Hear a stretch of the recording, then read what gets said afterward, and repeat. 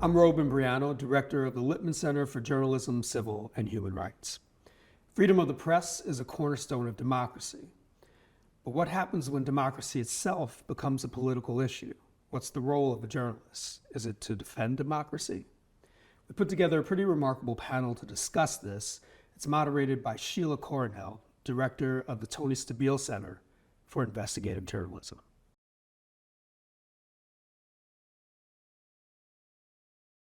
Today, I'm pleased to be moderating a truly stellar panel, and I mean that literally. We have stars here with us today. They are stars not only because they are exemplary journalists and editors, but also because they have fought for many years for a free press. So let me start by introducing them. To my left, Margaret Sullivan, welcome. Margaret. Margaret is a woman of many firsts. She's the first woman editor of the Buffalo News, the first female public editor of the New York Times. She was a media columnist for the Washington Post and currently a media columnist for The Guardian and also a professor of ethics at the Columbia Journalism School. To my right is Maria Ressa, needs no introduction, 2021 winner of the Nobel Peace Prize for her efforts to safeguard freedom of expression. As the Nobel Committee has said, free expression is a precondition for democracy and lasting peace. Maria is founder of Rappler and professor at the Institute for Global Politics at the School of International and Public Affairs here at Columbia. And finally, Steve Adler. Like Margaret, Steve started out as a local reporter but moved on to top positions at the Wall Street Journal. He was editor of Business Week and editor-in-chief of Reuters. Currently, he teaches ethics and the First Amendment at the other journalism school at New York University, where he heads the Ethics and Journalism Initiative. He's also chair of the steering committee of the Reporters Committee for Freedom of the Press, which provides legal support for journalists. I'm so pleased to be here today with some really old friends and some of my most respected colleagues. So welcome, everybody. Margaret, since you're the one nearest to me, Yes. I'm going to start off with you. In 2021, seems like the before days, you wrote for the Washington Post about the need to reframe the entirety of news coverage. You said, start asking who serves democracy and who is undermining it. You said, journalists surely want to be seen as fair-minded and nonpartisan, but in doing so, they equalize the unequal. You said democracy should be the frame with which we view politics. Can you explain what you mean and what brought you to that conclusion? You know, I think we always have this question as journalists of whether we can be advocates. Is it okay to stand for something? And there are various answers to that. And, you know, should you be able to be in a protest? Should you carry a picket sign? Should you be out on social media saying that you support one thing or another? But one thing I've always been a fan of and comfortable with is that journalists should support press freedom and that they should support democracy. And so what does that mean in real life as journalists? What does it mean to be an editor of a publication that is pro-democracy?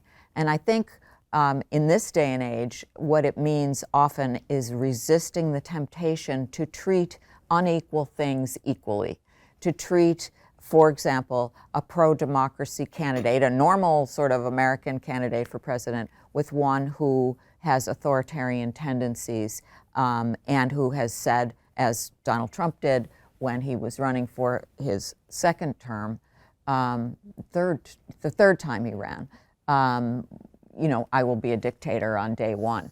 And, you know, so how do you cover these things while still maintaining fairness? And it's a tricky thing that I'm not sure the press has fully accomplished.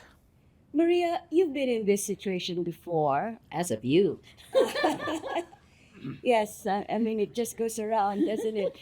But, you know, you were editor of Rappler during the presidency of President Rodrigo Duterte. You've been sued multiple times. You've been arrested. You've gone to jail. Well, what are your thoughts on the media's role? Is the media's role to be the adversary of authoritarian rulers? Is the media's role to go against strongmen, especially when those strongmen are attacking the press? So interesting the way I went this way on your questions, but I'm going to completely agree with Margaret with what she said, which is every news group we've worked in has a set of standards and ethics. And I think the biggest change where we came under attack was that all of a sudden we were fighting for facts, right? And that to me was the line, because I grew up with CNN, and I grew up where I love live shots because you get to say what you really think. You can do the analysis in the live shots. But when it becomes a battle for facts, journalism is activism, because our goal is to make sure that a democracy has the facts to create a shared reality. That shared reality is where democracy takes place. In terms of, what we've learned in the Philippines, if you think about it, this is the third time we've lived through this. Marcos 1, Duterte, and then PTSD and deja vu in America, right? And what we learned there is exactly what Margaret had said, which is when it's a battle for press freedom, you stand up. When I headed the largest news organization in the Philippines, it was a battle for press freedom, and we used all of our power to do that. Access. Is it about fighting against a dictator? It's about fighting for the rights guaranteed in the Constitution. Nothing personal, right? And President Duterte, when he was president, I'd wake up and I would have so many expletives. He would do an overnight. I remember one particular bad one, July 8th. So would do an overnight, midnight to 2 hours of ranting, and that's asymmetrical power targeting me. And I was like, oh, well, okay, so you learn. I gave the office the respect it deserves, even if the man who was in the office did not follow the rules of the Constitution. But our phrase was hold the line, right? Again, because I struggled. I think we came of age about the same time, which is I don't want to be, I'm not an activist in the old sense. I am a journalist. And that means we hold the line on the rights that are guaranteed in the Constitution. The Philippines, like America, our Constitution is patterned after America. We have the same 3 branches of government. The same exact thing happened in the Philippines. Duterte controlled it, crushed the institutions within 6 months. I would posit in America, it's happened within 100 days with 143 executive orders. Steve, what are your thoughts on this? Maria and Margaret have weighed in. How outspoken do you think journalists should be in their defense of a free press and democracy? Yeah, I frame the issue a little differently than 2 of the journalists I respect most in the world. The first thing I'd say is that factual, honest journalism to let the public know what's actually going on is essential for democracy. So then my question is, are you actually pro-democracy, or are you pro getting the facts out to the people so that they can make their own decisions? And I say this in part based on my Reuters experience. So when you're covering 160 countries, you're actually located in 120 countries. Many of them are authoritarian or true dictatorships and are not likely not to be anytime in the near future. Is your goal to promote democracy, or is your goal to see if you can get information to the people so they know what's actually going on in their country? You think of North Korea and how hard North Koreans have worked over the years, a tremendous danger to themselves to get access to international reports, to smuggle things in, to listen to radio from outside the country. I think there's a big hunger everywhere for people to get beyond propaganda and to know what's really going on. So as a journalist, I guess my question is credibility. I want to be credible. I want to be credible in whatever country I'm operating in. So I want a reputation for trying to get the facts, trying to put them in context, That doesn't mean false equivalency. It's not true that one thing is the same as the other just because two people say it. So I totally agree with Margaret on that. But I think I wouldn't frame it as that I'm trying to encourage democracy. I think I'm trying to provide people the information they need either to govern themselves or to at least understand fully how they're being governed. I'd like your thoughts on what Joe Kahn said. You know, this was on the eve of the elections in the last election before Donald Trump became president. He said to say that the threats to democracy are so great that the media is going to abandon its central role as a source of impartial information. That's essentially saying that the news media should become a propaganda arm for a single candidate. It's our job to cover the full range of issues that people have. At the moment, democracy is one of them, but it's not the top one. Immigration happens to be at the top of the polls, and the economy and inflation second. What are your thoughts on this? Of course, this was before we knew what Trump 2.0 was going to be. But basically, you're saying the same thing, Steve. Like, our role is to be the purveyor of facts. It's not our role to stand up for democracy. And is it the same role? Maybe for Reuters, that's probably the best role you can do given you're a global organization. But does that hold true, Margaret, for like The Guardian or The Washington Post or The New York Times? So the person you quoted was Joe Kahn, Yeah. the top editor of the New York Times. And, you know, I think he said that in the context of a piece that ran in the Washington Post in which he was looking at what's happened in countries, you know, particularly Hungary, where democracy has withered. And, you know, to me, there was kind of a disconnect in these comments because I know that I know Joe Kahn. I've interviewed him. I worked with him in a sense, was his colleague at the Times. And I know he deeply believes in the American democracy. And yet I do find that the Times and other news organizations are a little shy about their clarity in making a stand for the underpinnings of democracy. I mean, I understand where Steve is coming from, that you can't be out there, you know, again with a metaphorical picket sign. You know, that isn't our role. But I do think that, you know, in America right now, our democracy is on the brink.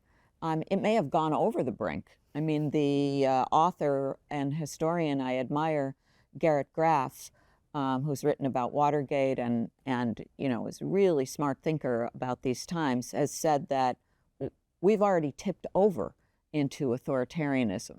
So, you know, I think that the press, because it has such an important role in democracy, you know, I'm not sure we should be agonizing about, you know, should we be this or that? You know, I think we have to be a little less cautious and a little more forthright about being in, you know, in favor of the things, for example, as Maria says so eloquently, a common and shared reality.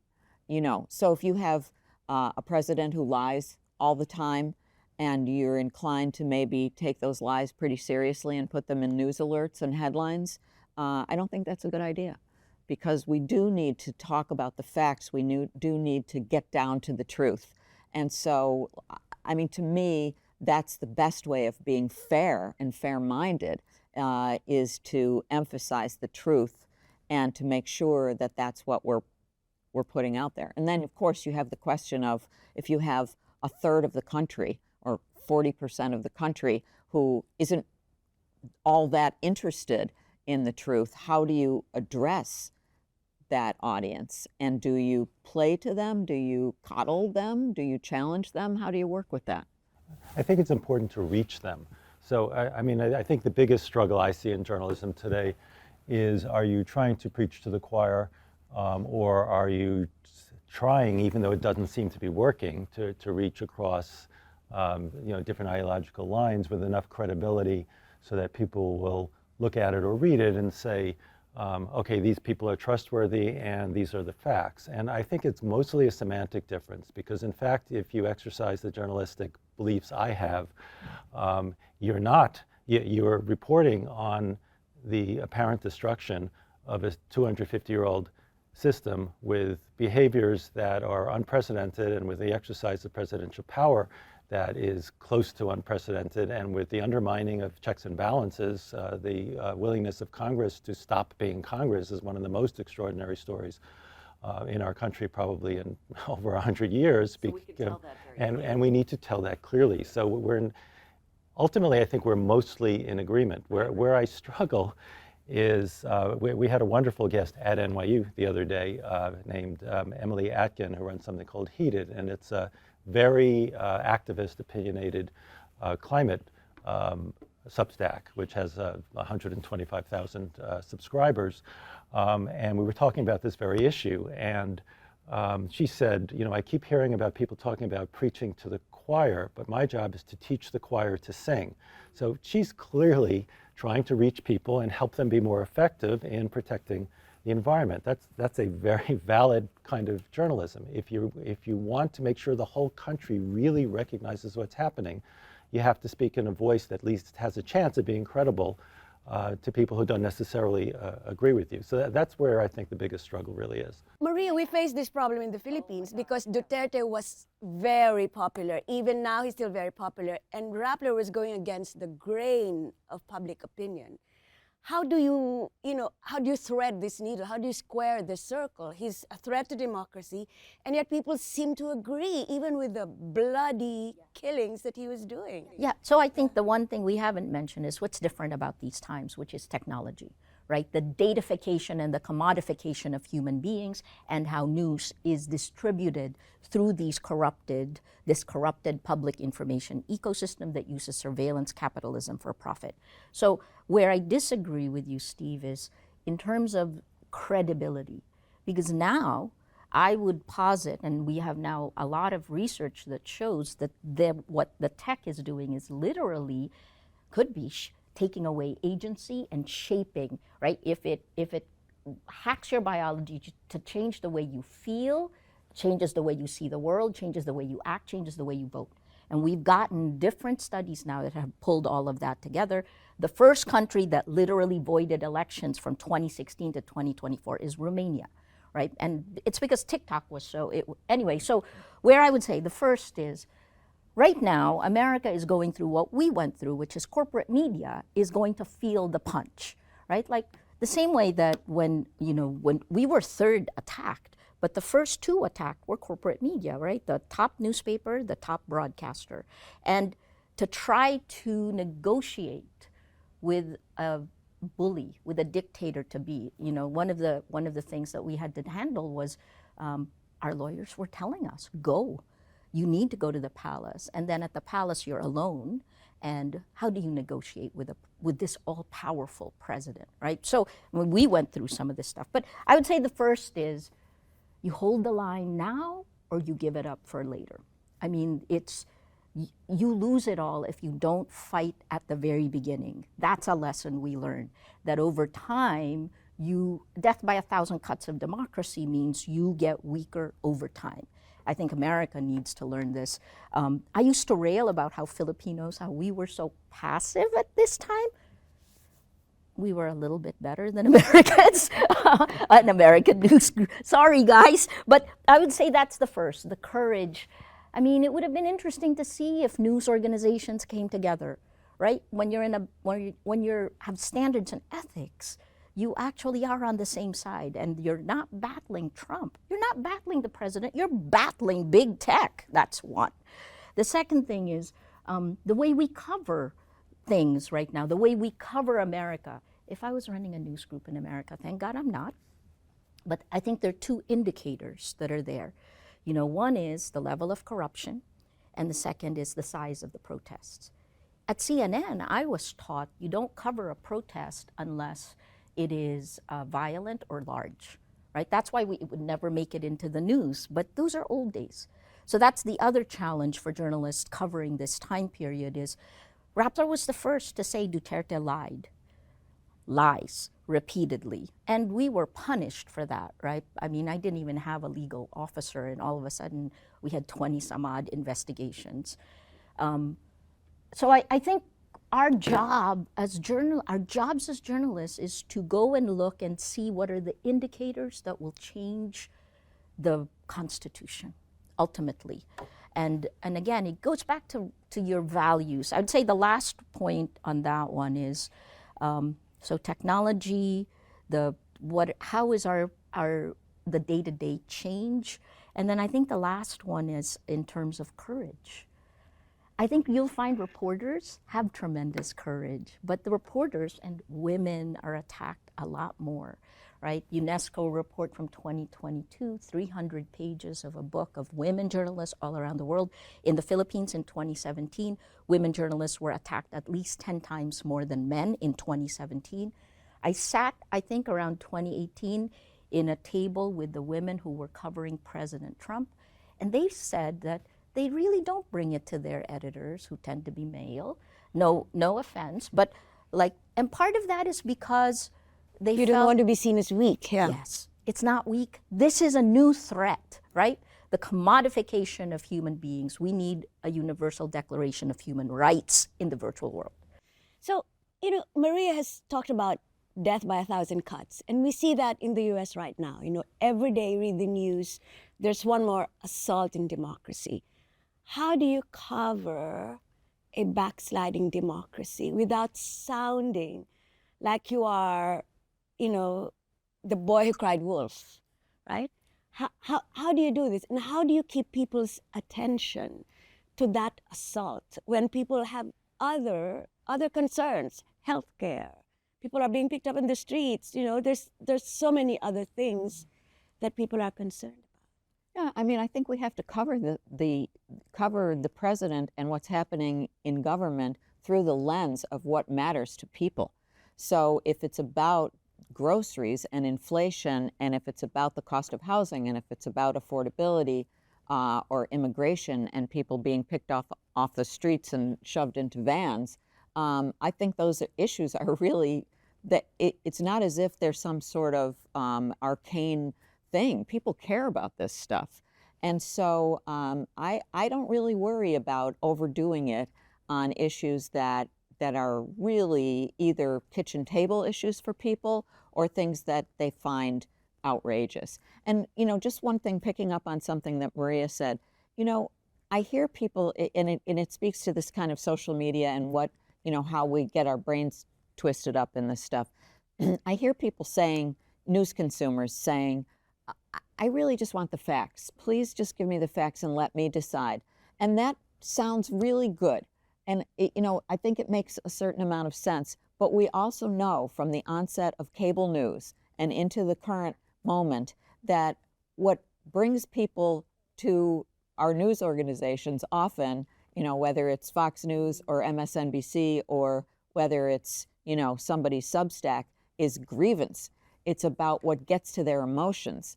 And so I think it's incumbent on us to cover things, again, fairly and dispassionately, but also in a way that engages people and doesn't bore them to death. Like, people can say, I love broccoli, but in the end, we might have to put some hollandaise sauce on that. I think one of our struggles right now, and I'm not sure everybody here will agree, is it does not seem as if enough Americans care about democracy per se.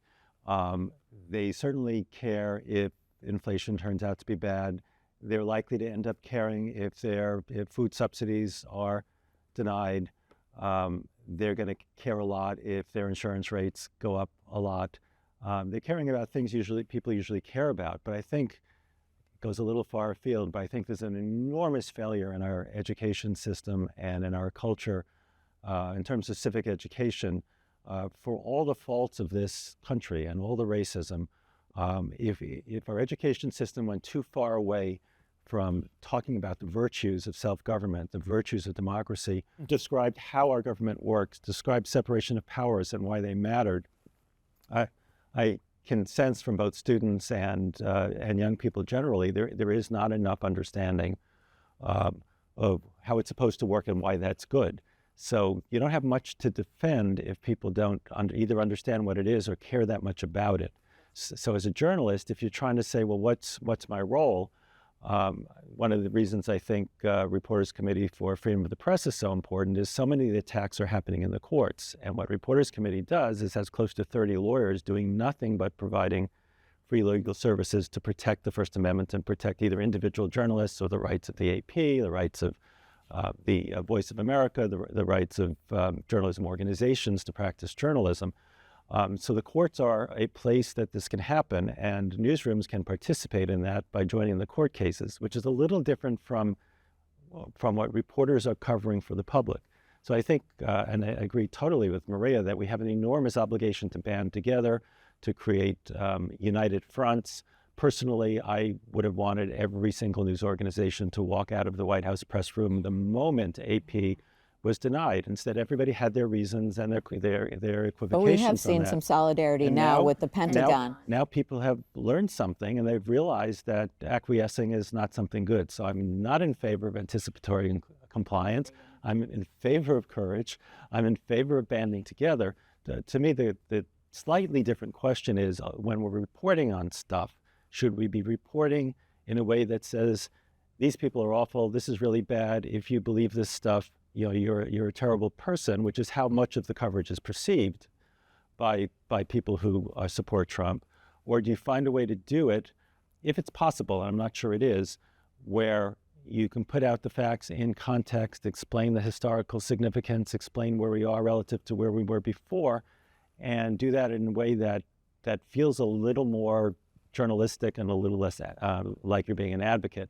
I'm not sure I'm right about this, by the way, because this is a time that's unprecedented, and I listen to all the theories about the best way to do it. I don't think any way has succeeded.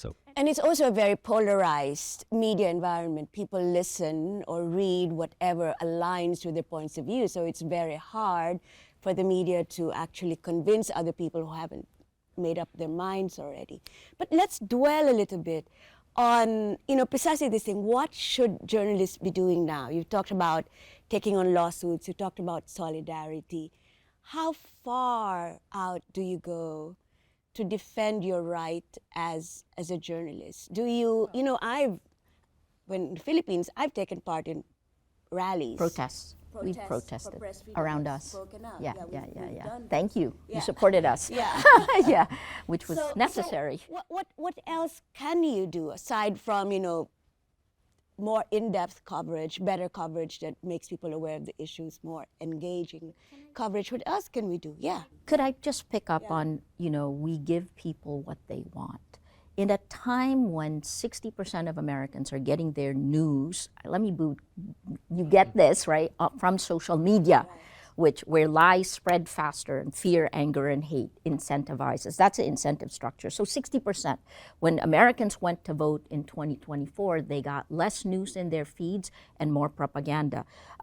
So the first question, and I'll go to the Philippines, right?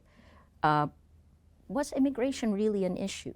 Is one of the criticisms against the Democrats is they didn't go to the stomach issues. But in the Philippines, what we saw with Duterte, no one really, the drug war, which he championed to put both fear and popularity there, was number 8 forever, right? In all of the statistical surveys. And then during his campaign, they pushed it up to number 1.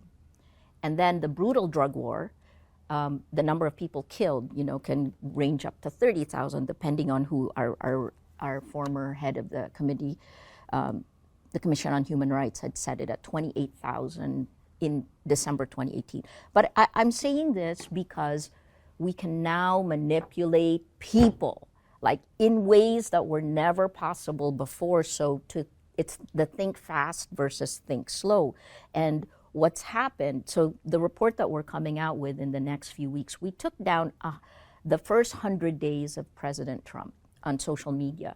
And the title of the report, Trump 2.0, Narrative Warfare and the Breakdown of Reality. And journalism, what I worry about is that we will debate so much that we will miss the window to actually fight for the the Constitution, I guess is the, I'm not sure about using the word fight, but that's, and then the last thing I will add to that is what can we do, right? We know that the end goal of all of this is to create chaos. It splits open the fracture lines. In 2024, immigration was the least, it was the most unhinged from reality, meaning, and yet it was the fastest spreading on social media. The Haitians did not eat their dogs. And so that's, I think, what we're fighting. The first is, how do we come together for distribution, right? The tech manipulation, and I ask this all the time because we couldn't get this together in the Philippines. And then the second one is, how do we take our dwindling power and actually push it together? Because the majority of people, whether it's in the Philippines or America, are silent and afraid, and they're isolated. And instead of actually jumping in, I don't advocate for sure, like, again, never called President Duterte any names. It doesn't help. We're professionals. But those are, and then the last part is, as you said, right, we build communities of action. Our journalism, every story, this is Yuval Harari, every story builds communities. What are those communities of actions that we build, and what is our North Star? What's our purpose? So what is our role? I mean, we're not community organizers here. We are purveyors of information. That's our remit. We don't have the training or the energy to be community organizers. So what do we do? I mean, what are, and as Maria said, there seems to be a loss of sense of agency here as journalists because social media has run away and journalism is only a fraction of the discourse that takes place there. So what realistically can we do to defend our rights as journalists? I mean, we can be better journalists. We can tell stories clearly. We can use clear language. We cannot be afraid of being called, doing democratic talking points or being liberal. We have to get away from that worry and being in a defensive crouch all the time, and actually seek the truth. I mean, that is our job. We're supposed to seek and publish the truth. I mean, that's what we should be doing, not organizing. As you say, we're not trained for that. We're not about that. We have a role in society, and we should do it. So when sometimes I hear students, wondering whether they can ethically, take part in a protest or that sort of thing. I mean, I come back to, you have an incredible privilege in our society, which is being a journalist. So let's do that, which not everybody else can do. Let's do that to the best of our ability. And then the other piece of this, I think, is that we need to see, and Steve aptly used the word courage, we need to see a lot more courage on the part of the brass, the bosses at news organizations who may be getting sued, as ABC News has done, as CBS News has done, the AP and the Times, and they've all had slightly different answers to that, some a lot worse than others. But we need to stand up here for journalism and not say, oh, you're right, we really didn't do anything wrong, but here's $16 million. That is not okay. And that is, we have to look at the structures here. A lot of this stuff comes from the fact that news organizations in the United States are owned by fewer and fewer, there's fewer and fewer owners, and they tend to be parts of huge corporations. So ABC News is a part of Disney, and CBS News is a part of Paramount Global, which, was trying to get a big merger done.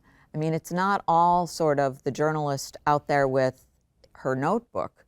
It's also, the top CEO who's making a decision about whether to settle a case.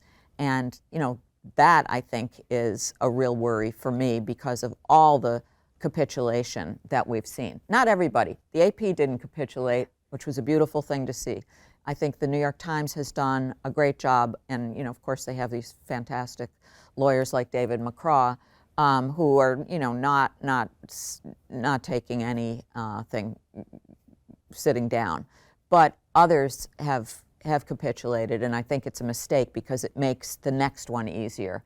And if you're a smaller news organization, it unfortunately makes it much easier to attack them. So there does need to be courage, there does need to be solidarity, and there does need to be like really sort of fierce truth-telling, which is our role. No one can argue with that. My question is, are American journalists doing enough? Or are they merely reacting to events? And what is kind of repertoire of action that is possible and effective under the current circumstance? Yeah. And just to build on what Margaret was saying, there's not much we can do right now about the fact that billionaires and big corporations run news organizations. So when you're asking what can a journalist do, I think it's incredibly important to look inside newsrooms, and it's not fair to be asking journalists to do this in a way, but journalism has always been risky. It's been less risky in the US, and now it's becoming more risky. You have to, I mean, you have to have a culture of independence in a newsroom that's incredibly powerful. Sometimes unions can help foster that in the newsroom. Sometimes people are quitting jobs, and that may be the right thing to do. Sometimes people are staying and fighting to do the kind of journalism they should be doing. And that kind of courage, which means you may, your career may be affected by it, and in some cases your safety may be affected, is something people around the world who are journalists have faced for a very long time. People in the US are facing it now, and we need to be reminding them that it's time to stand up for that. I think, take the coverage of the No Kings protest. Now, I mean, in my view, broadly, without criticizing any one organization, because sometimes that's not entirely fair, it wasn't covered enough. And so then you ask yourself, well, why wasn't it covered enough? They were huge demonstrations, which would be newsworthy. They were nonviolent, which to me would be newsworthy, because getting that many people together in this volatile environment and not having violence is incredibly newsworthy. And there were so many of them that the breadth of it was really extraordinary. I think I read 2,600 locations or something like that. So the fact that it was so grassroots, it was happening everywhere, and it was so big, strikes me that makes it, by usual news judgment standards, a very big story. If it wasn't covered that big, you have to ask why. I think one reason may have been anticipatory compliance, may have been the fear that you would look partisan if you covered it too much. And so you don't want to look partisan. But that, again, goes back to my journalistic values, which are, if you're covering this right as a journalist, you're covering it. It's not about whether you're perceived as leftist or rightist. It's not about you. It's about what does the public need to know about this event. And so you worry a lot about why, and whether that would have been so minimally covered 5 years ago. And I think it wouldn't have been. And this was the largest single day protest in probably ever, but certainly, the only thing that measured up is the Earth Day protest or rally, I guess, in 1970. That was a really long time ago and a very different kind of thing. But otherwise, the biggest single day protest in American history, as far back as certainly I can remember. And, again, we don't want to pick on the New York Times. We admire and respect them, of course. But they didn't put a story on the front page. There were 2 small photographs, no story on the front page. And granted, that's print, digital was different, but it does sort of speak to, how much importance are we going to give to this? So when we talk about, well, what can journalists really do?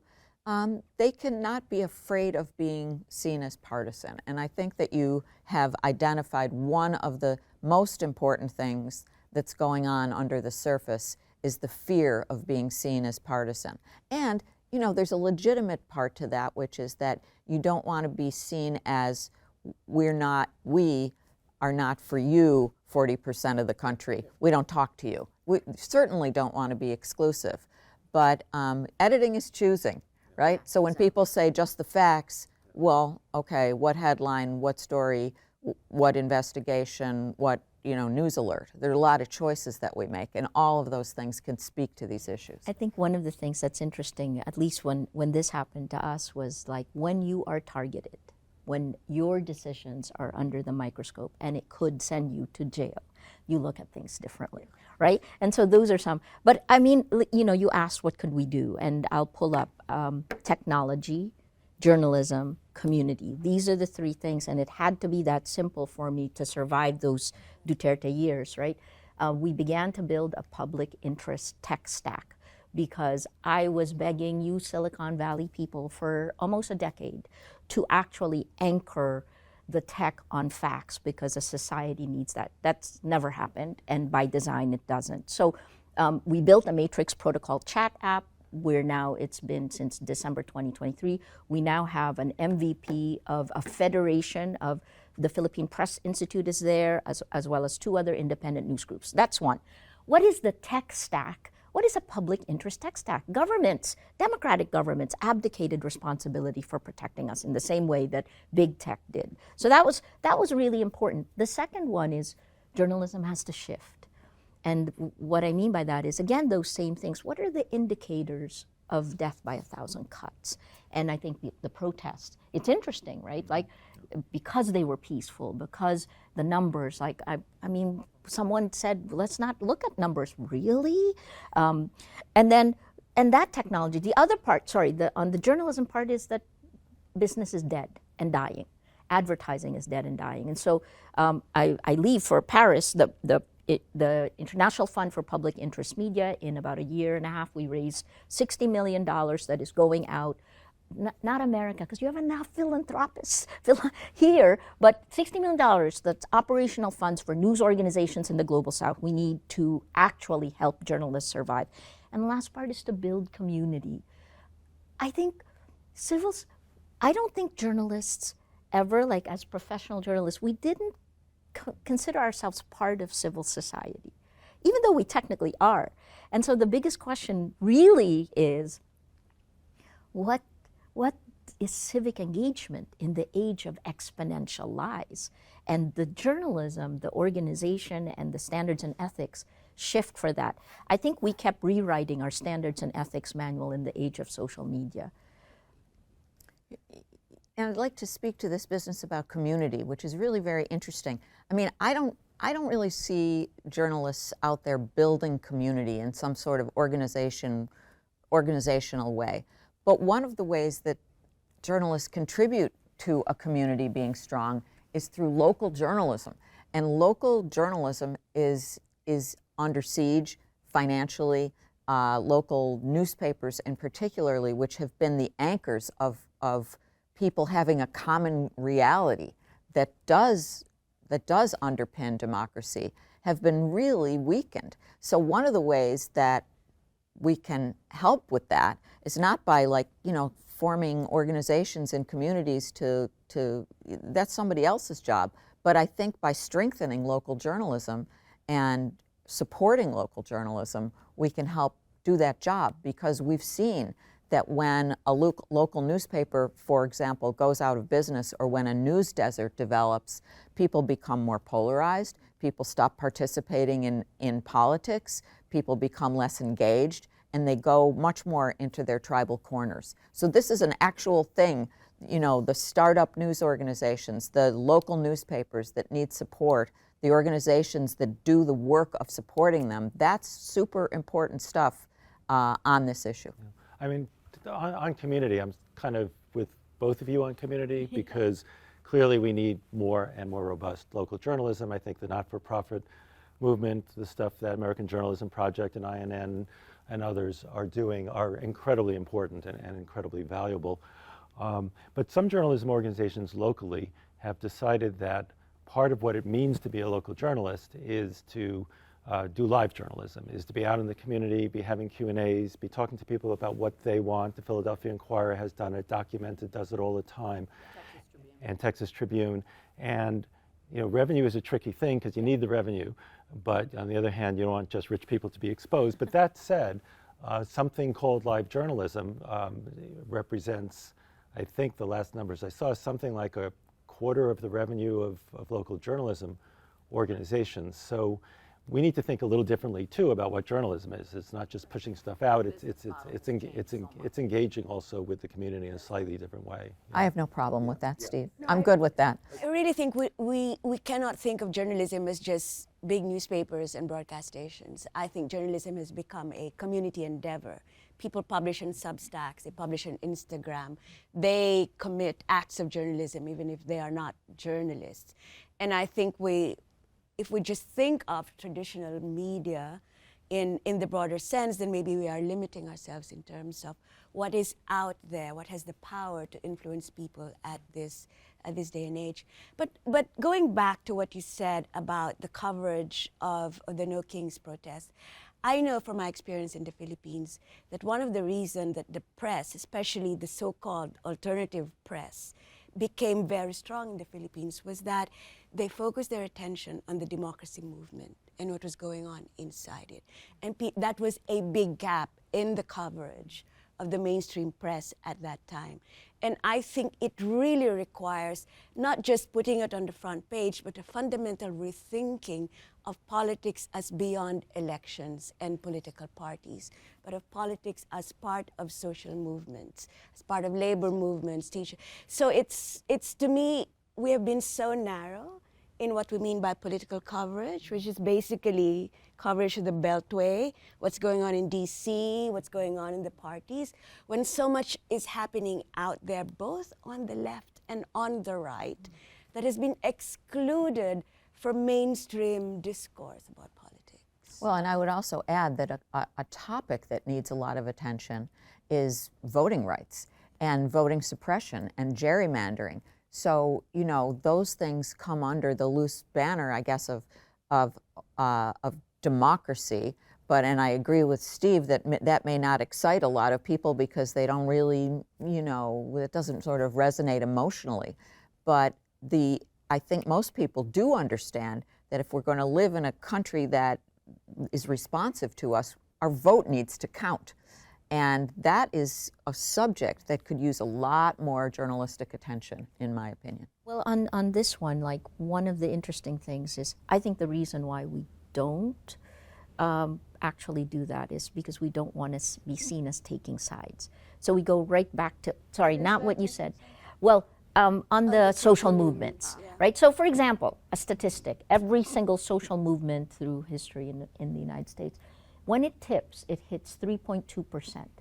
When you hit 3.2%, it almost always succeeds, right? But we're also at a stage where almost all of the social movements are actually dying because a lot of it is online only. So I think that's our role. So I go back to like one last thing on the community part, which is unlike a traditional news organization, maybe because I lived in the Philippines, my news organization is in the Philippines where corruption is endemic, institutions are weak, and instead of actually having a marketing budget when we started, we had a civic engagement budget. Like literally, we went to schools. We talked about what your rights are. We taught citizen journalism. It's partly our fault, right? Some of the ones who joined Duterte's attack team against us were people we taught, right? So but I think that's, how do we recraft our craft? How do we build communities of action that protect? I do think we need to protect the democracy. Yeah, I've also felt that journalists in the US seem to be disengaged from the public, whereas we, as journalists in the Philippines, were always constantly talking to parishes, Rotary clubs. It was like almost like part and parcel. But I think this your too role. speaks to Yeah. local journalism, because when you're a local journalist, as I was in Buffalo for many years, you certainly are doing those things. But as the numbers decline and as the resources decline, you don't have the time and energy and ability to do all that. So I think, you know, you repeat that throughout an entire United States of America, and it makes a big difference. It also speaks to technology. So many young people are doing their journalism electronically. They're doing their interviews on text, they're doing their interviews on email, they're never meeting anybody. And so much of real journalism, as I constantly tell my students, is getting out there and meeting people. But getting back to the technology and the business issue, the business of journalism got bad enough and the need for volume got great enough that some of my students were out there doing 8-10 stories a day. And you'd say, oh, you should go out and develop sources and meet people. And it's like, with what time? And plus they're making $25,000 a year. So it's all mixed together. But I do think Local journalism lends itself more to that type of really knowing the public. You learn about this country kind of from the country to Washington, not from Washington to the country, and yet that's not where the prestigious journalism is going on. That's not where as much where people aspire to go. If you're on the ground, and I started in local journalism, if you're on the ground, also the consequences of your work are much clearer. If you're not being fair to somebody, they tell you the next day, right? Yeah. So there's an intimacy to that, which I think is really important as well. But people, one way or another, you need to get out and interview people in person and get to know them. Otherwise, it's very difficult to do journalism that actually captures what's going on in the country. It becomes very sterile. And now we have stories being written by AI. Scary, like we haven't even gone there, right? The shittification of the internet. That's another forum altogether. But I'd like to close this panel by going around the two tables here and asking each of you what gives you hope. Because we have young journalists or journalists to be who will be listening to this. Yeah. And they need, yeah. Well, I just wrote a piece for The Guardian, and I was asked, because it goes out in a particular newsletter, to say at the bottom what is giving me hope. So I'm prepared for this. And the thing that I said first and foremost was the young journalists that I encounter in the classroom give me a lot of hope, because I find them to be both practical and idealistic. So that comes first. And I think the startup news organizations that we've been talking about in localities give me a lot of hope. And then just the stellar journalism that, maybe not all of it is great, but I still see a lot of good journalism out there, and I know that that is an absolute necessity if we're going to be a democracy, a year from now, 5 years from now. If we are still going to be a democracy, Steve, what gives you hope? I totally agree with both the enthusiasm, idealism, and practicality of the students. I totally agree that some of the new models that are coming out that are actually making local journalism successful, and there are in fact roughly 8,000 journalism, I think the last number I saw was 9,000 journalism organizations in the US, so there's still journalism being done. But the one thing I want to say that's additional is that when people do investigative or other journalism that uncovers something specific that's wrongdoing, like Theranos, for example, or any number of other things, things happen. So it's not true that people ignore us and that they don't believe us. Yeah. When we actually break news that matters, we make things happen. And that's still true, and you can come up with hundreds and hundreds of examples in the current year. So that gives me a lot of hope that what we're doing is still highly relevant and useful. Hope for me comes from action. I think the window of saving democracy, pushing it this way, right, of protecting our rights is closing very quickly, not just in the US, but all around the world. And so, I think I was hitting a city a day. I have said yes to almost everything. I was in Missouri with Mizzou, the School of Journalism in Mizzou, right? And you're right, it's the generation, that you guys coming in, incredible, right? But we, on here, we need to push for rules against technology, rules against datafication. We need to come together in a whole other way. But the students, the incoming, the news organizations that are here now, I hope the news heads take a position together. Radical collaboration is what I'm calling for, and I'm seeing it in my part of the world. And even the UN is moving. We rolled out, this is bizarre, but at the UN General Assembly, we rolled out red lines for AI, and even China is not against it. So let's find the common ground and push the things that will give agency back. Please don't give up on journalism. So many funders are giving up and thinking about a creator economy. You can create, but 1,000 different realities with 1,000 people is not, democracy will not survive, journalism will not survive. So I think this is it. Well, thank you, all of you. This has been a very interesting discussion. I did very little. As a moderator, you made my job so easy. This was wonderful, and I'm sure our students will learn a lot. Thank you for being here.